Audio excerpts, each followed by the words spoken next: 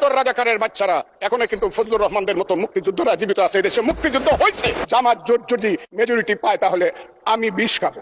যতদিন royal Bengal tiger থাকবে, মুক্তিযোদ্ধা জিতবে, রাজাকার কোনোদিন এদেশে জয়লাভ করতে পারবে না। আমি যে কথাটা বলতে চেয়েছিলাম, বিরোধী দলের নেতা বলেছেন উনি মুক্তিযোদ্ধা পরিবারের লোক এবং উনি শহীদ পরিবারের লোক এবং উনি জামাত ইসলাম করেন। এটা ডাবল অপরাধ। মুক্তিযোদ্ধা পরিবারের লোক কেউ জামাত করতে পারে না। আর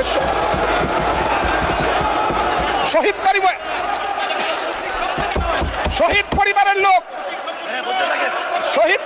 মাননীয় সদস্যবৃন্দ, ওনাকে বলতে দেন। মাননীয় সদস্যবৃন্দ, অর্ডার অর্ডার। আপনারা শৃঙ্খলা রক্ষা করুন।